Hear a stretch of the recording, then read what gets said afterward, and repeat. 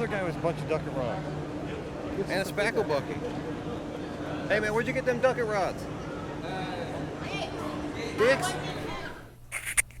Gentlemen, ladies, and anyone in between, we have a brand new Shimano Stradic. See how smooth it is. Gentlemen, ladies, and anyone in between, I welcome you all, and today I'll be announcing the winner of these two awesome reels. And for you guys out there finding me for the first time, or if you had missed when I had announced that I was giving these reels away, the rules were pretty simple. All you had to do was leave a comment, and that was it. So I posted the video review comparing these two reels. All you had to do is leave a comment. Could have been anything. And on my Instagram feed, I put a post out letting guys know to leave a comment, that this is a giveaway post. All you have to do is leave a comment down there. And that was it. Doesn't get any easier than that. So I went ahead the other day and flipped a coin. And it ended up being that the YouTube audience was going to have the crack at the FL. And the Instagram audience was going to have the crack at the FK. And I was going to pick the winners once the YouTube video got 1,000 likes. And that was it. So, without further ado, let's go ahead and we'll announce the FK winner. And it was it was pretty funny because I don't know this person, and it was very close to somebody who's been around since the very beginning. The winner is Pretty Pine Tree Crochet, and I'm happy for them. But I had seen Team Flannel Outdoors right below it, and he's been following me since the day I started my channel pretty much. So she won this, and if you noticed, if I win, can I get one in pieces? You know, some assembly required. So I'm going to oblige her. I'm going to tear this reel down a little bit. I'm not going to go down to frame. I don't want to have him get this reel and have no idea what to do with it. Maybe he's a seasoned, reel tinker, or if he's a newbie, I don't want him to get a bucket of screws. But I'll go ahead and do something special with this reel. I'll start that on camera. And I'm going to send something out to Team Flannel Outdoors as well. So, buddy, I'll hit you up in your DMs. Send me your address. I'll send you out some pluggage. And just as a thank you for being around for so long. And the winner, actually, you know what? I'm going to hold off on announcing the winner for this one. I want to start on this. And basically, I've been inside so many reels, I usually don't get excited. But when I get a new tool, I kind of do. So I'm going to see if I can't get this started without any drama. I'm trying to keep my face out of the camera, or my hat out of the camera, and that never works.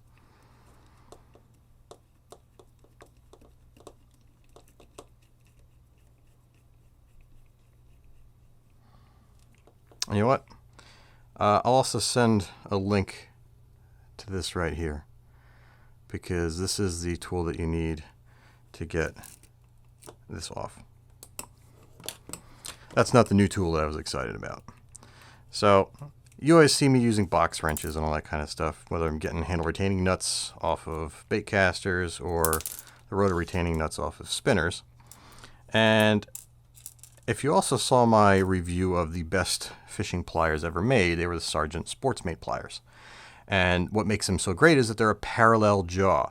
They're not like your standard, pipe wrenches. They're not like your standard adjustables that are parallel jaw configuration, but you can't get any leverage on it. One of my favorite tool brands, Knipex or Knipex, has a really cool pair of pliers, and I never knew they existed. See this? They're parallel jaw, smooth jaw, adjustable, almost a pipe wrench. So you can get it kind of close. Check this out. That's not close enough. Let's see, is that good? And I know I'm not going to be able to go in like this, but I'll probably be able to get in like that. So I'm assuming it'll work just as good on spinners as it does on bait casters. Go one more notch out. This is the first time I just opened these. I haven't even clamped on anything besides my finger. And the crushing force on this is real. It's like 10 to 1, 20 to 1 leverage. It's pretty insane. So that's comfortable. Wow. That was easier than I thought it was going to be. No slippage at all. No walk on it. Smooth jaws, which will probably go in with some finer sandpaper.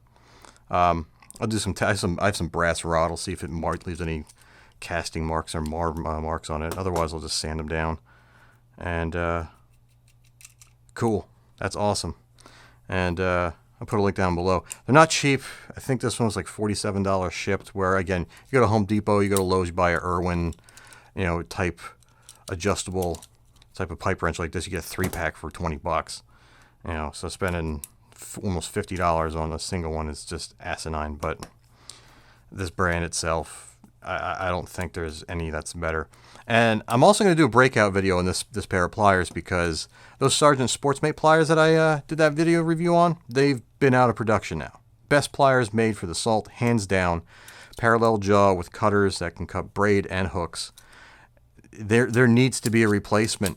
If they can take this design and extend the jaws, put a little bit more beef in this area here so they can twist out hooks, the amount of leverage and force that I can get on this is much higher than that of even the Sargent and even Manley pliers with the small jaws, or even the standard small jaw Sargents. That would be a game changer.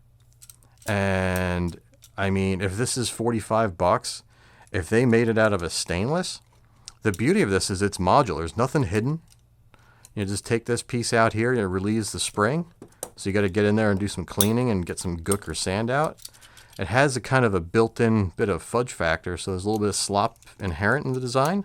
So if you do got to flush it with sand, it'll be great. So I'm going to break out this video and direct it right towards Knipex. I don't know if it's I look at it. I've always said Knipex. I have their mini bolt cutters. I have some other stuff for them of theirs, and I've always called them Knipex. But a lot of the videos on YouTube I say they mention it as Knipex. So that's with that being said, who cares?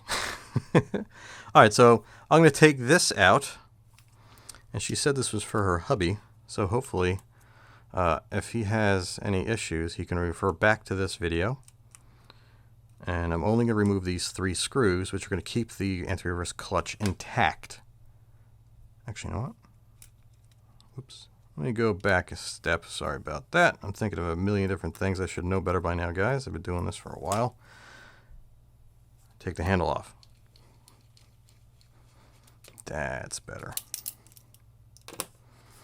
Otherwise, you try to reel backwards when that handle's bound on there, it'll kick off the clutch. It'll push everything outwards.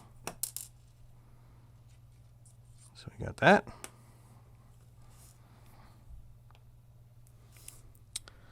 All right, and we're needing a size, a T9. T9, yeah. T9's a little big.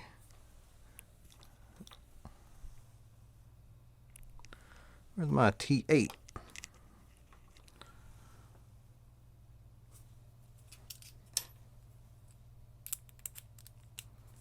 All right. Yeah, T8 is an easier fit.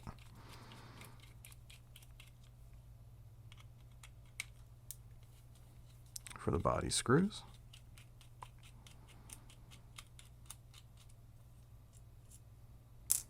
He's going to get this real like, howdy, buddy. You got to go out and get me some Torx wrenches. And some Schlitz.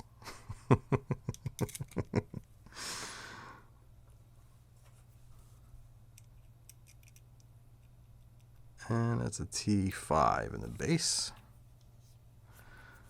I don't know what it is. I think anybody who fishes has a very heavy southern drawl, dare I say it without getting in trouble, a redneck accent. When I was at the Bassmaster Classic, I didn't put out the first 10 minutes of me walking around the Classic. Oh, this little O-ring fits right here on that ridge right there.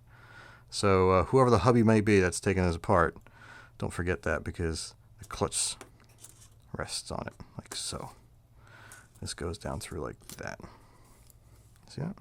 O-ring, clutch, top retaining plate. This comes out. But yeah, when I was at the Bassmaster Classic, I was walking, I'm like, Oh, what was it? There was these Boyd Duckett fishing rods that were all white. They look like the Abu Veritas rods, and I'd never seen them before. I don't have much experience with the Boyd Duckett rods. To me, they're just an import rod from the Chinese, OEM. I hear that they do make some good rods, so that's just me talking too much like usual. But another dude. there must have been, within the first minute of walking through that door, over a dozen guys with more than 3 rods. These bright white rods in cellophane wrap. And I was walking around like a complete jackass, like acting like a complete redneck. Like, hey, where you get them rods from? You got them Duckett rods? Where you get them Duckett? Once I found that they were Duckett rods, the accent went into overdrive. Everybody's getting them Duckett. I'm like, where you get them Duckett rods? Non-stop. I think Josh was filming. Hey man, where'd you get I them remember Duckett going rods? down the elevator. These dudes that had their rods, and I'm like, where'd you get them Duckett rods? That explains everything. You play the part a lot better than I do. Everyone's like staring at me like they want. Where did you get those Duckett rods? And rightfully Where did you so. get those rods at? What if they still have it? I'll put the clip up as I'm going into this. 3 for $99. And Supplied last. so, Well, see we this? know them This is Duckett the rotor rods. brake, so when you open up the bail, He's the king of it the does a Duckett. free spin on you. Look at this guy. And this is the trip ramp. Keep the trip ramp opposite of the handle stem. He got So the handle stem's going to be here. Duckett rods. You notice that there is a stem location here. You want to keep it over here. Look at that. You can technically put it on the other side, but Wait, Josh, look. We've made it. My people. My people was on the there Duckett is a rod. washer down here. Probably still on with the grease. Washer. I just had a special moment for everybody out there that's going to watch The this. washer. It's not bent. It's designed to be that way. It gives you some spring tension to keep the pinion who wants to kind of... There has to be a little bit of lateral and in and out motion in a drivetrain. Otherwise, it'll bind, especially if it's going 2 different directions. And here's your main gear with the shims on it. The shims always go on the face of the gear that does not have the teeth. And there is enough grease on this main gear just to be redistributed. And I'm going to vacuum seal this all together so the parts don't bang around and don't get grease everywhere. So it'll be arriving to you in condition of which it'll go right back in. And I'll go one step further. I think that's fair.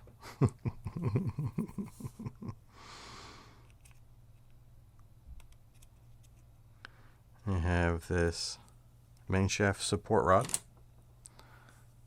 that has the O-ring on the base, that chamfered edge up top gets seated in that hole.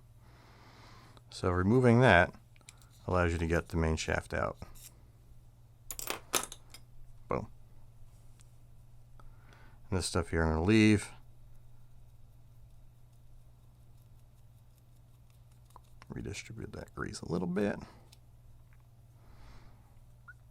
The bearings are on the side plates. So what I'm going to do is I'm going to kind of snap this. Oh, and you'll likely come across this.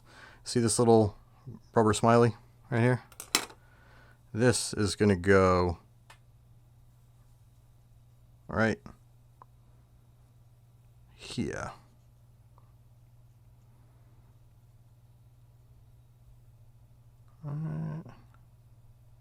There. Ah, it's stuck to my finger.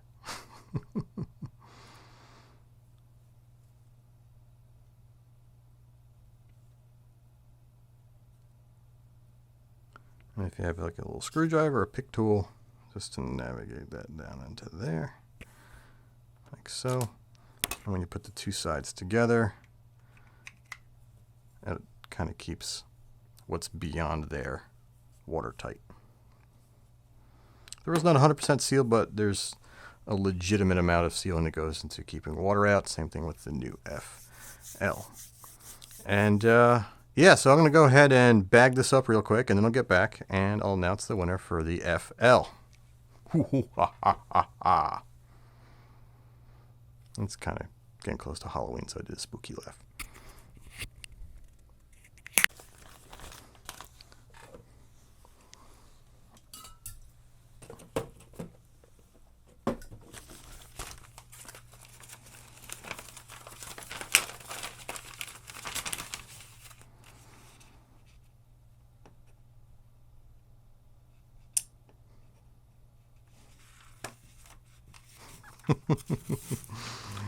This is going to be funny.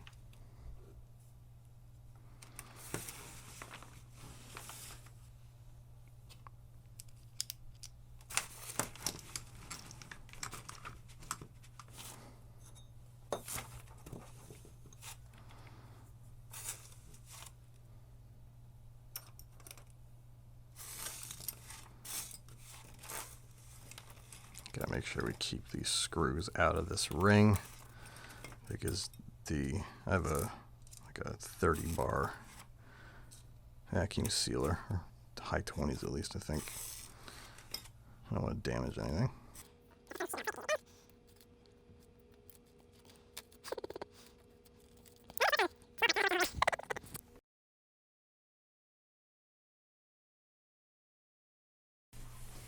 Time.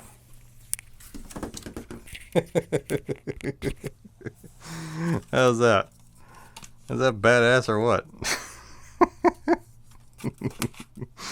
So what I did that tournament casting Antares reel for a gentleman, a former Shimano employee, who's a member of the Campfire Club of America. There's a Shimano Antares that I cut into pieces, and I put all the extra pieces that I swapped out and took out and vacuum sealed them. I thought it was kind of a cool idea. Now you got yourself a blister-packed Shimano Stradic. And this is a damn good vacuum seal. I had it for 2 days.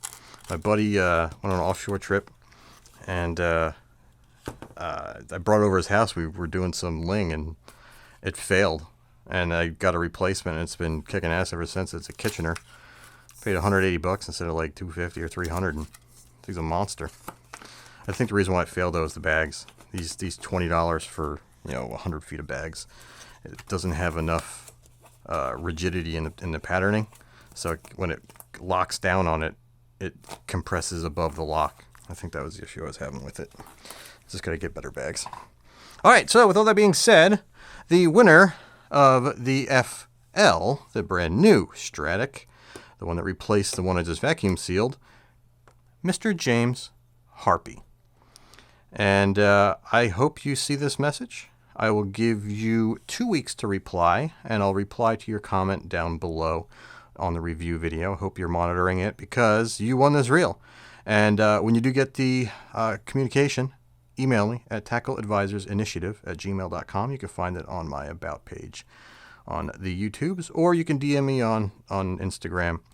But I'm going to need an email verification, because otherwise anybody can say that you're you. And believe it or not, in previous giveaways, I've had multiple people claim to be the winner when they weren't. So I'm going to leave the reply down to your message, and I would prefer that you reply to me down there and then email me. And we'll go over there. If there's any silly, funny business, we'll straighten it out there. The DM, or I should say on Twitter, I had already reached out to her in her DMs, and she's already aware. She already sent me her address. And just like every other giveaway that I've done, nobody's ever in the United States. She's at least right over the Niagara River in Ontario, so that's pretty close by. But it's usually in someplace in Europe, Australia. 2 Australians. Europe, geez. So I'm happy to just keep the shipping below $50. When I announced the giveaway, I think I made mention that if it's anywhere outside the United States, you got to at least meet me halfway on the shipping, or up to $20 or something like that. I was trying to figure out a good way to do it, because I didn't want to say I don't sound like a cheapskate, but to ship to Australia, the Daiwa Theory that I did was $53. That's a lot of money just to ship an 8-ounce fishing reel that I'm giving away. When I only make, I think, on that video, I think I only made like $20 on the video, because nobody cared about the Daiwa Theory. It's a JDM reel. But people love the Stradics. You guys, I think, overall with the Stradic FL, with all the videos I put out, I think 400,000 views, something like that, on all platforms and stuff, online, offline, that kind of funny jazz. That's a lot of views. Number 1 on everything Stradic is Tackle Advisors. I like seeing that. I like dominating the number 1 spot for all significant releases. But it's with all that being said, I hope you guys enjoyed this. Now I'm yammering, and you guys say you like me when I yammer. And I'm a good yammerer. And yeah, if you haven't noticed, I got the clutch in, since that mic incident where the mic cord fell down and I went to stand up and went shot it across the room. I lost a bunch of springs and stuff. I also didn't realize I lost the spring click for this. So that's all here.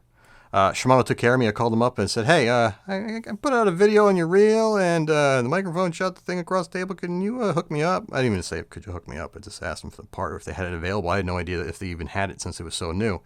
Turns out it was the same part number, same catalog number, same exact part that's in the new Stella. And they sent the whole clutch assembly, which is made in Japan, for you guys that are interested in keeping score. The clutch in this reel is a made in Japan part, same as in the Stella. No difference at all whatsoever. They are interchangeable. It's a Shimano proprietary Lego part that is used in the $200 reel and used in their $800 reel. That's pretty cool. That's a very significant part. And they sent me the spring to make the clicky click sound in the drag click area at no charge. I didn't even have to say, yo, on tackle advisors, and like do my Jedi Mind Force magic to get free stuff. And he's like, no, you're good. He's like, have you ordered any replacement parts from us this year? I'm like, earlier I ordered some stuff for a Stella SW. He's like, that's all right. Don't worry about it. I'm like, okay. Got here in like 3 days. No charge. If this was a Daiwa reel, yeah, they'd be charging. They'd be charging. That's one thing that Daiwa's got to get straight is their service. They've been lacking. Shimano owns the industry in terms of service. Abu Garcia, they would tell you to go to ereplacementparts.com and buy it there. True story. A couple times I tried to order parts direct through Abu Garcia, and I was referred to another website. No parts for gratis, like little spool pins, little stuff like that. Actually, no. I did get a guy from Abu that sent me spool pins. I was gonna pay for them, and he gave them to me at no charge, and he was pissed at me. He's like, "You shouldn't be doing that anyway." I'm like, "Okay, bro. Thanks, man. Appreciate it." And I went to e-replacement parts and like bought 10 for like 10 cents a piece or 20 cents a piece. It's like, damn. It's like I don't want to get judged for a 10-cent part that looks like a end of a paperclip. So it's with all that being said, I appreciate you guys for showing up. James, get back to me on this. And the hubby of Miss Crochet, I hope you have fun. If you have any questions, hit me up at tackleadvisorsinitiative@gmail.com. And until next time, I'll talk to you guys soon. Take care. Bye-bye.